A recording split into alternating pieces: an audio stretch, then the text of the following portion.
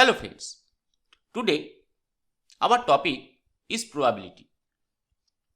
Particularly when we are discussing about the probability, we have to know about the basic terms of the probability. So we are today discussing about the terminologies of the probability. First of all, what do you mean by the probability? Probability is basically about the study of uncertainty. There might be a storm soon. Suppose that sentence, English sentence has been told. So there may be a chance that the storm would be there or not. You may stand first in the class. So that means there may be a chance you may get the first position or not. So the term, particularly the chance, is related with the probability. So when that type of chance or the uncertainty factor is happening with the any object or any experiment or any activity, then according to mathematically or more precisely according to statistically, the probability that terms connect. When we are talking in the above ways, we think some events have to likely happen, and these are the concept of particularly probability. And probability is also coming from the general phenomena which is described in the mathematical way, and that is known as relative frequency. And that relative frequency give birth of probability. So we proceed to the main terms of the probability. The main four important terms related with the probability are: number one, that one is known as experiment. Second one is known as the outcome. Third one is event, and fourth one is sample space. Particularly today we will discuss about experiment, outcome, then sample space, then the different types of events or something. So that may be written as number 4 and that is at number 3. Okay, that is a different thing. Experiment, the most important thing, an activity with an observable result or set of results. So the activity, suppose we are doing an activity that is tossing a coin. We are just tossing a coin. The result may be a head or a tail. That is particularly an observable result. So that is known as an experiment. Suppose we are testing a component, a machine. That is the activity. Now the result may be it is defective or non-defective. So those are the observable result. So testing a component, that is an experiment. Throwing a dice, the result is maybe 1, 2, 3, 4, 5 or 6. So many results. And also set of results can be found out. That means set of observable outcomes or result. So throwing a dice is an experiment. But before we finally set with the term experiment, most important another thing is there. The activity has to be unbiased. Unbiased means suppose we are not tossing a fair coin. So it may happen we are desiring that the H must be there. So H must be there. So that is not a experiment or an activity. The experiment must be unbiased. Suppose we are tossing with a fair coin. So we know the head must be there or tail must be there, but which one is our result we cannot say confirmly. So that is the main thing, that the activity must be unbiased. Throwing a fair dice. That means we cannot say before the experiment that the 1 or 2 or 3 or 4 or 5 or 6 would be on the face. Okay. So the experiment to be unbiased. So we can say an unbiased activity with an observable result, that is known as experiment. The second term, that is known as outcome. Outcome means outcome is simply an observable result of an experiment. So that means when we have an unbiased experiment, suppose tossing a fair coin. So the outcomes are head or tail, the observable results. Testing a component, it may be defective or non-defective, simply an observable result or a set of observable result, that is also outcome. Suppose throwing a dice, so the observable results are 1, 2, 3, 4, 5, 6. So that is a set of observable results.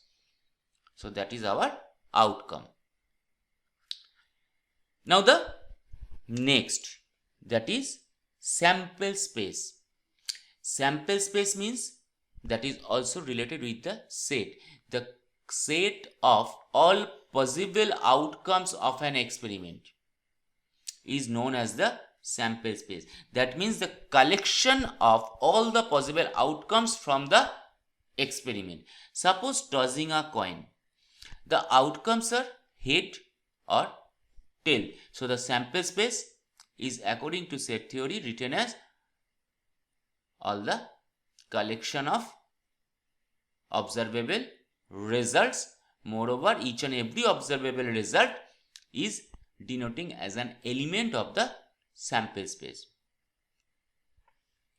Throwing a dice, the observable results are 1, 2, 3, 4, 5 and 6. So the collection of observable results, the set, is known as the sample space for that particular experiment. Next, tossing two coins. The observable results are HH, HT, TH or TT. So the set, according to set theory, the collection of observable results is our sample space. Now the sample space may be finite or infinite. Moreover, there are also two types of sample space. Number one is discrete and another one is continuous. How the sample space may be finite or infinite? We suppose just an experiment, test a light switch. That means the household light switch. It may work, it may fail. So the sample space is finite here. Another, suppose counting of daily traffic accidents in a very busy road. Now there may be no accident, there may be one accident, there may be two accidents, and there are so many accidents can happen. So the sample space in that case is considered as infinite. Hopefully a small upper limit is our desirable thing. Okay. Now once again, we have already said that there may be two types of sample space, discrete and continuous. So before we proceed to the different types of events, we once again discuss about the sample space. Suppose test the maximum current capacity of household mains cabling. Whatever the household main cabling for the electricity, we can check it here. The sample space, that means the suitable range of the flow of current, it may be from 0 to infinity. So depending also on the quality of the cable. So it is an infinite sample space. So the sample space may be finite or infinite. And another one most important term, each and every element of the sample space is called as also a sample point. Now the first type of that is discrete and the second type of continuous. Discrete means, suppose we are proceeding with an experiment, tossing a coin. We are not performing at that moment the operation or the experiment, but we can list the result would be H T. We have the list by default with us. Suppose tossing two coins, we have the list that must be HH, HT, TH, TT. Those all are isolated. So the sample space can be written in the form of a list, possibly finite, then it is called a discrete sample space. Particularly before the experiment is going on, if we can list all the possible outcomes or all the sample points of the sample space, then that type of sample space is particularly known as discrete. That means all the sample points are isolated or discrete in terms. Now if that is not possible means when we cannot define the list before the experiment is going on, we have to check the list or we have to prepare the list after the experiment occurs. That type of sample space is particularly known as continuous. Suppose our land tank battle is going on and the tank is just throwing the cells from one place to another, but there must be a land. Before the experiment or the landing, can anyone say where the cells can fall? No, we cannot. Before the experiment make out the list. We have to find out the sample space after the where or the lands of the cells occurs. So that type of sample space is particularly continuous. So after experiment, outcome and the sample space, we are proceeding to the most important thing, and that is known as the event.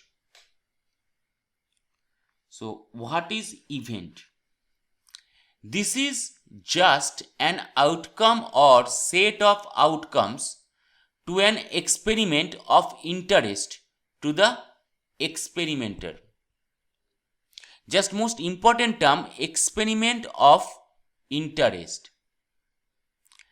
Any subset of a sample space is also known as an event of the sample space. The event is generally denoted by the letter capital E, although we can denote by any letter or any word also for the event. Suppose, now what is an event? Just an example. Once again, tossing a coin.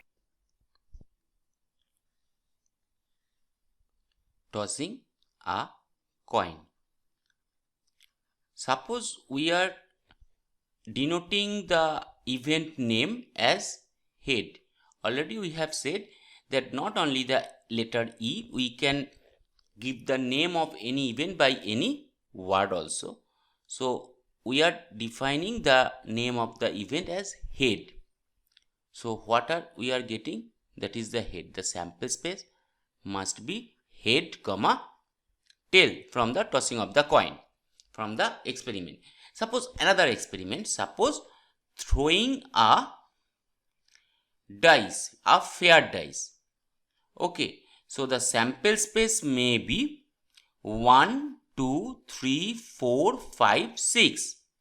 Now the event has been defined as odd. So the outcome may be 1, 3, 5. So in that way we can also define the event, and that is the experiment of interest. Now the discussion would be based on the different type of events. So the first type of event is particularly known as the simple event. What is the meaning of the simple event? If there be only one element of the sample space in the set representing an event, this event is called a simple or elementary event. What is going on? Now suppose the experiment is throwing a dice. So after throwing a dice, obviously a fair dice, that means when we are getting the sample space, that is 1, 2, 3, 4, 5, 6. Now the event, suppose the event is given that and the name of getting 2, getting the numerical value 2. So it is containing only one element of the sample space, or the only one sample point of the sample space. So that type of event is particularly known as the simple event. So when we have only one element or only one sample point of the sample space for any event, we can say that type of event as simple event. Now the next event type is known as the favorable event. Now according to the name or the term, that is favorable, that means which is our favorite, the outcomes which make necessary the happening of an event in a trial is also known as the experiment, are called the favorable event. That means suppose if 2 dice are thrown, the number of favorable events of getting a sum is, suppose that is 5, then we can say the result may be either 1 plus 4 5, 2 plus 3 5, 3 plus 2 5, or 4 plus 1 5. So that is our favorable event. So the event name is getting a sum of 5 after throwing 2 fair dice. So the favorable event means the outcomes which make necessary the happening we want or we desire. Next type of event is particularly equally likely. Now equal means the numerical value according to the, and likely means of same type. When there is no reason to expect the happening of one event in preference to the other, then the events are called equally likely events. Suppose tossing a coin, we are getting the sample space, that is head, tail. That means when we are tossing a fair coin, there is no chances of getting a head or tail which are same, because without the preference to the other, no other event is occurring. That means when head is occurring, we cannot say that head has an extra preference. No. Tail is occurring, that means tail has extra preference. No. So that type of events are likely because that is happening from the same experiment, and also it has the same occurrence. So that's why it is known as equally likely. Moreover, when we will proceed to the problems of the probability, we will find the probability of that type of events are equal value. So that's why those are known as equally likely. Suppose rolling a dice. Now getting an odd value or even value. So the sample space for a rolling of a fair dice is 1, 2, 3, 4, 5, 6. Now the odd, that event is particularly giving us 1, 3 and 5.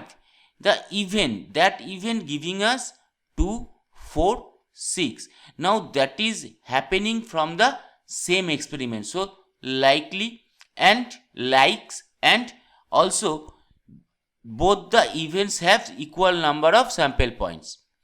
So that's why that type of both the events are equally likely. Okay. Next one event is known as the exhaustive event. All the possible outcomes in a trial are known as exhaustive events. Suppose throwing a dice, fair dice has been thrown. Its upper face may show any one of the numbers 1, 2, 3, 4, 5 or 6. Hence there are 6 exhaustive events. So exhaustive means whatever be the possible outcomes are, each and every possible outcome, if we define as an event, then all the events are exhaustive. Equiprobable events. Now that is very important because that is the different name of equally likely events. The events which have equal chance of occurrence, that means equally likely, no preference to each other. So we can say equiprobable events as a different name of equally likely events. Now a sample space is called an equiprobable sample space or space if the outcomes are of equally likely. So suppose throwing a dice, the sample space is 1, 2, 3, 4, 5, 6. So that is a equiprobable space because the 6 outcomes are equally likely. Next type of event is known as compound event. Already we known about the name of the term of the event, that is known as simple event. Simple event means when only one outcome from the sample space or the sample points we are getting. But the compound event means if there are more than one element of the sample space in the event or set we are representing by the event, then this event is called a compound event. Suppose throwing a dice. Now the sample space once again 1, 2, 3, 4, 5, 6. Now when it falls, the event E of any odd number being shown by the upper face of dice is given by 1, 3, 5. Now that event is giving us 3 outcomes or the 3 sample points of the total sample space. So that type of event is known as compound event. That is particularly quite different from the simple event. Now the most important event, another one, that is known as mutually exclusive. Very important because mutually exclusive event give us the addition law of probability. Okay, two events are mutually exclusive if it is impossible for them to occur together. Very simply, if we want to say about the mutually exclusive events, that means when one event is occurring,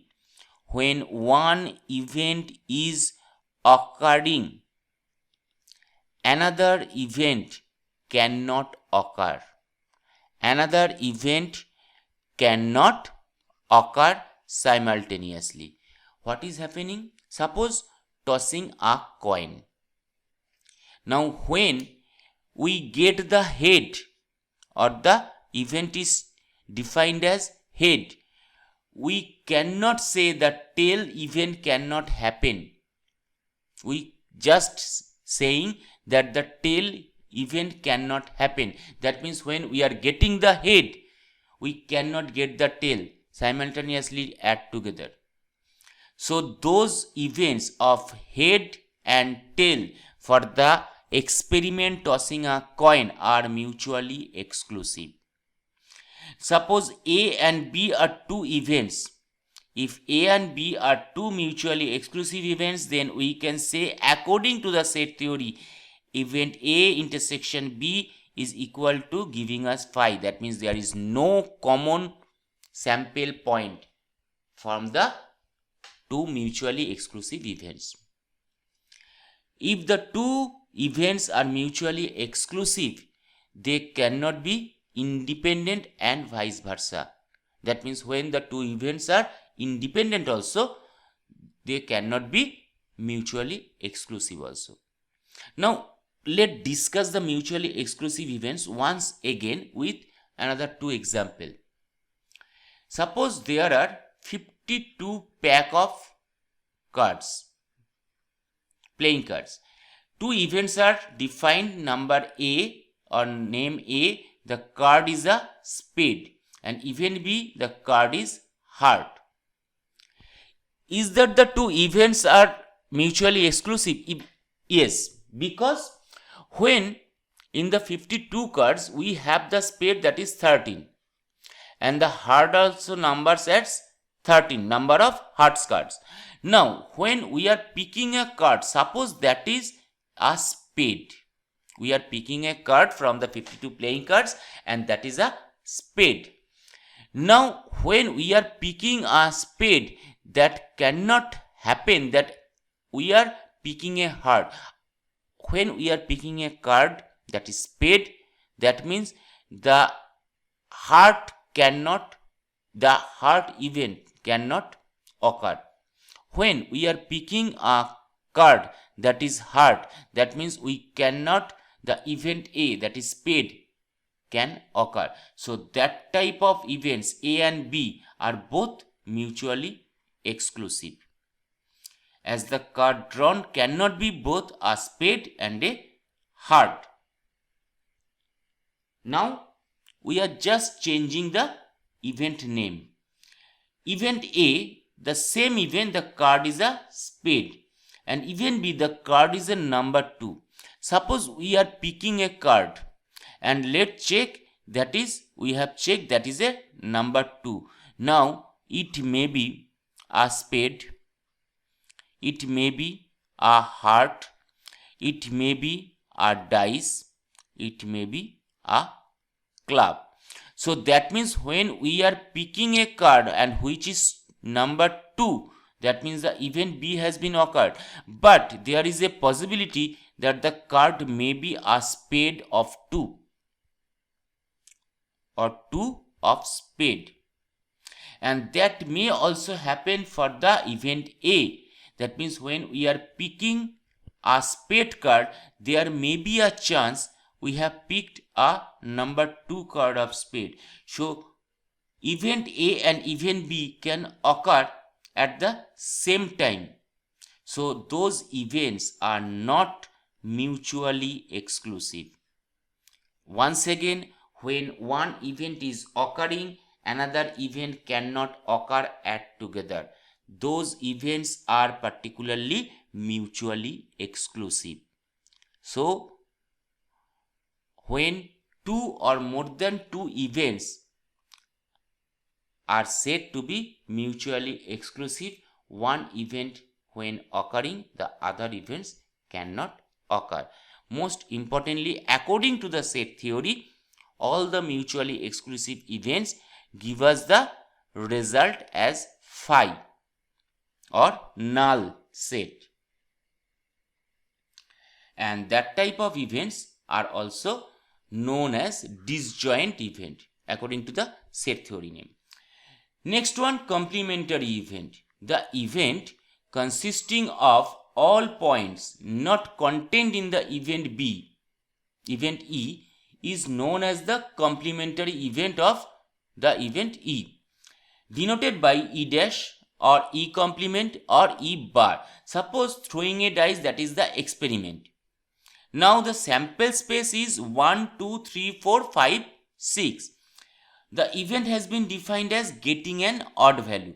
So that means 1, 3, 5. Now its complement is 2, 4, 6, which are the other sample points from the sample space. 1, 3, 5. So those 2, 4, 6 are the other sample points from the sample space. So that is the complementary event of the event A. Another most important event, as like mutually exclusive event, that is independent events, which give us particularly the multiplication rule of the probability. We will discuss the multiplication rule and the addition rule and also the basic problems of how to find out the probability of any experiment or an event in the next video. But today just the basic or the terms of related with the probability. So the independent events, two events are said to be independent to each other if the occurrence of one is not affected by the occurrence of other, or occurrence of one do not affect the occurrence of the other. So that means when two or more events are occurring at the same time, but one's occurrence does not affecting the others, those events are known as independent. That means the events are occurring independently. Once again, according to the difference, mutually exclusive events means when one event is occurring, another event cannot occur. But in the case of independent events, the event is occurring simultaneously together, but one's occurrence is not affecting the other event. Next part, so those are the particularly basic types of events. Once again, if we consider the first one is known as the simple event. Okay, and that is also known as elementary event. The next one, favorable event. Third, equally likely events. Fourth, exhaustive event. Fifth, equiprobable events, that is also the different term of the equally likely events. Compound event, just different from the simple event, and then mutually exclusive, complementary, and independent events. Now the next part is the union of events. That means the operations of events. Already we have discussed here that the events are based on the sets, or the sample space is based on the set theory. So according to the set theory, the events are also operating based on the set theory. The first of all is known as union of events. Suppose A and B are two events. Then very important, this A union B is in word said as A or B or both. Once again, A union B, when union is connected, we can say event A or B. Even it is written in the problem that event A or B, then we can proceed that A union B. So A union B can be written as A plus B also, or A or B already discussed. Suppose the problem 1, while tossing a two coins simultaneously, we are getting the first one event A as HH and event B as TT are the two events. then their union is A union B, or A or B is HH comma TT. Suppose another experiment, throwing a dice. The first event getting an even number. The second event getting a multiple of 3. Third event getting 4 or higher than 4. If we proceed to the union of the events in words, event A or B or C is equal to 2, 3, 4, 5, 6 according to the set theory. Next, as like union, there are intersection of events. Moreover, A and B are two events, and now once again A intersection B is in words both A and B occur together.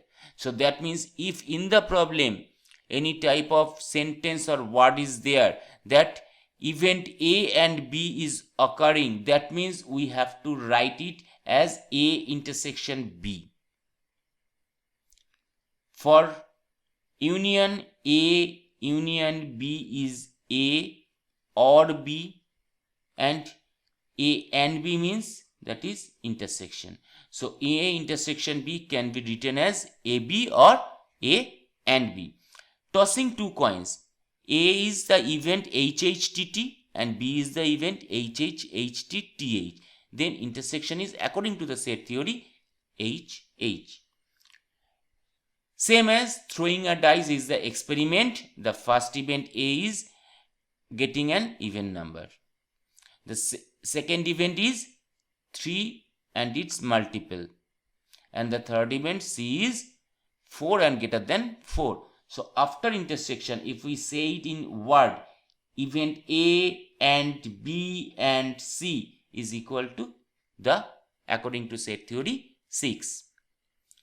Now the next, as like the set theory, the algebra of events are also holds the same property of the set theory.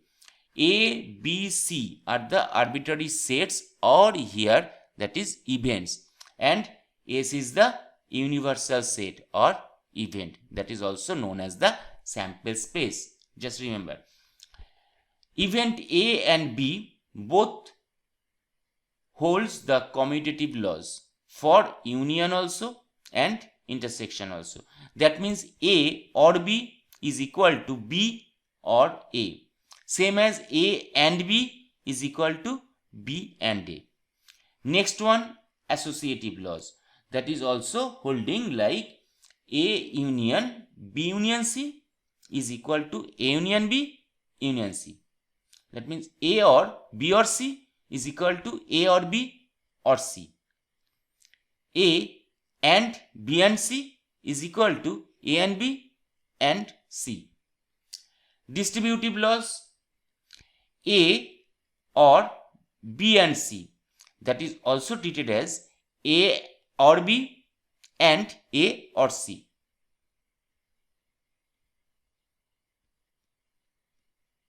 So it would be better.